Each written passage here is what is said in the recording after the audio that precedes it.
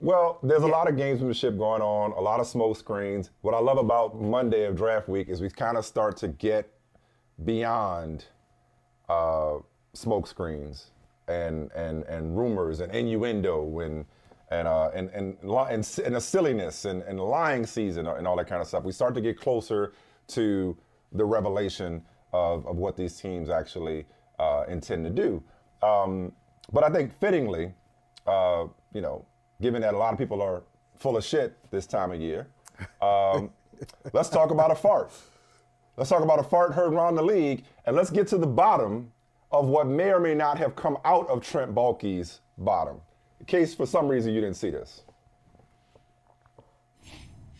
Whether that's 3 or 4 players we're looking at right now, we're not there yet. We still got a couple of days going through. Coach and I haven't sat down and gone through the final board yet. We'll do that on Monday.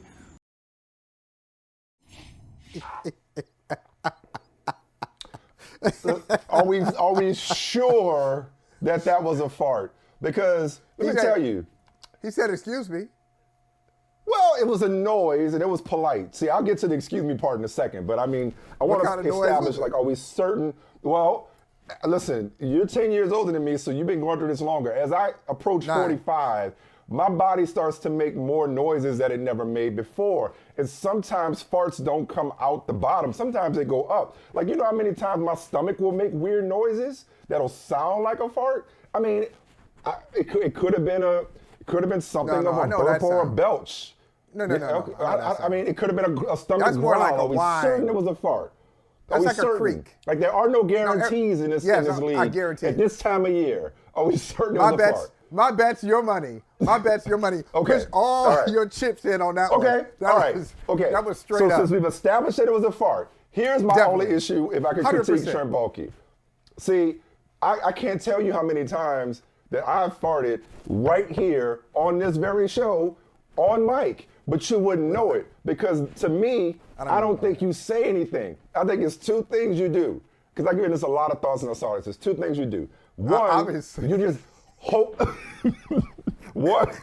You hope that nobody heard it. You just keep it moving. Right. Just ignore it. Don't even say anything. Don't acknowledge it. Just keep going. All right. Number 2, for me, if I think you may have heard it, or I'm concerned about being embarrassed, which is a bodily function. I mean, everybody does it. Why are we embarrassed anyway? Whole nother conversation. I make a corresponding noise to cover it up. So it's like, if I'm going like,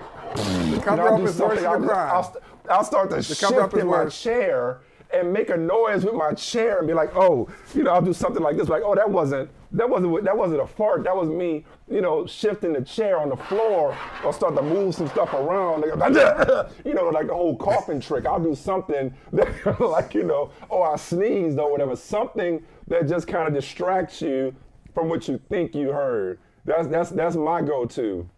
If I'm in a company where I don't want people to hear it. But typically at this point, especially in my house, I don't care who hear. I don't care if the kids hear, see it. My wife is, I'm not gonna put her on blast. I'm not gonna put her on blast. Girl, I'm gonna stop right there. I'm gonna quit while I'm ahead. I was gonna say something that I shouldn't. I shouldn't bring you too much into my marriage. Go ahead, Michael, what were you about to say? But wait a minute, because there's a third thing. You forgot a third thing. You said 2 things. There are 2 things you gotta do. 1, figure out if anybody heard it. Right? Well, not even just keep it moving. Assume that they didn't. Then, and 2, if you think that, if they heard it, now you're going to make some kind of corresponding noise. You're going to deflect. Yeah. But you keep talking about sound.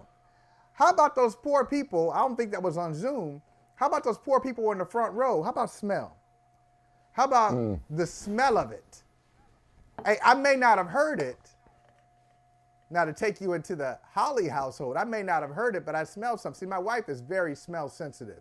So she smells things like 2 minutes or 3 minutes before anybody else does. She smells things like 2 towns over. So if we're driving and something in the car, she's like, okay, kids, wait a minute, stop the car. Somebody's going to admit it. Somebody's going to say, excuse me. And it's like this whole interrogation. I want you to acknowledge it. No, absolutely. And the kids are like, I didn't do it. No, somebody's going to do it. Stop the damn car. Stop the car. Somebody admit it. Say it. Say excuse me. Right. That's nasty. Roll the window down. Okay. The whole thing. So if Doug Peterson, who was next to him, or the people in the vicinity, if they smelled it, then you say excuse me and you own it. Because what I was going to say, and I ain't saying no names, is nothing pisses me off more than people who won't own their farts like I'm crazy. It's like, oh, so I'm just smelling shit right now. And It's like, it's all under the covers. It wasn't me. There's this hot pocket under the covers. And I know good and damn well it wasn't me. So you just ain't gonna say nothing. You just gonna act like that didn't happen. That's what drives me crazy more than anything. It's like, just at least acknowledge it. Like, I don't have a problem with it. You don't even need to beg my pardon. It's fine, but don't just act like it didn't happen if I smell it. So if you're saying they smelled it and it really was like, because some farts are less deadly than others. I mean, maybe Doug Peterson is used to it by now. Maybe Doug Peterson spent so much time around Trent Baalke until it actually wasn't a big deal. Maybe it was because you know what? It's the silent ones that are the killers. Those are the killer, the stinkier ones, right? Whereas the loud ones a lot of times are sound and fury signifying nothing, you know? Right. And so maybe it was a loud one, but it was just like a, you know, more loud than it was deadly, and maybe it wasn't that big of a deal. In that instance, that's when I think you do the noise thing, and I've had a lot of those happen, you know, in my life. But tell you this, like, okay, I know that don't stink. I'm gonna just make some noise and see if I could distract from it. Is it possible for us to put that up and can we? Not that I'm not trying to direct the show here. I'm no director here, but I'm just asking. Is it possible for us to put that up in a 3-box? We can just see it and not hear the sound. Can we just see it? Because I want to make the point. You want to see his reaction? Yeah. Because this is why he's nasty. This is why I know he's nasty. And this is why I know he does it all the time. If you watch his face, he does not break stride. He broke wind, but he did not break stride.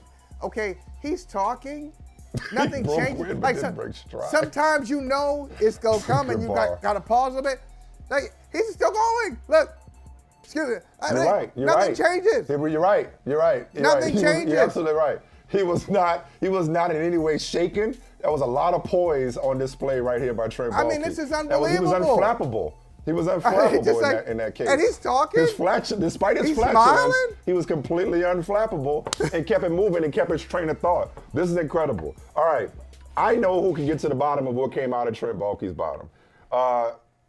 Who better to sift through the bullshit, okay, when it comes to Trent Baalke's bodily functions and the NFL rumor mill than Charles Robinson? Charles, you've been in a lot of press conferences. You've been in a lot of locker rooms. Where would you rank what Trent Baalke just did? In the pantheon of press conference blunders. I've been on the show in a minute, and this is probably not a positive sign that this is, they're like, let's get Charles on for this one. This is they're like, who have we not spoken to? Who have we not spoken to in a while? This is why we bring you on. Who will come on to talk about this one? Oh, Charles. The important information. The important information, yes. When that happened, I didn't see it live, but I had somebody in the league texted it to me, and I watched it, and my response was, like, usually you guys save those for me when I call you to ask you things about the draft. That's usually coming out of the mouths of executives. Everything you hear is basically wind. It's all wind at this point. Like, I don't know if you could really believe any of it. And it all has an odor by the time the draft passes. You're like, oh, that was all bullshit. Like, basically everything you were telling me leading into it was that. That was I have never seen that before, but I was like, he just kept it moving. Like I applaud him for apologizing, keeping it moving, didn't skip a beat. It also felt like an epilogue on the Jaguars season last year too, though. I was like, that's it. Like that, there we go. Now it's passed. Yeah, there we go. Now it's passed. A lot of Jaguar seasons. A lot of Jaguar seasons in which they shit the bed, which Michael claims nobody says but me. Hey, thank you for watching Brother from Another. If you haven't hit that subscribe button, go ahead and do that now. Don't forget, you can catch us 3 to 4 weekdays on PeacockTV.com and on Sirius XM Channel 85.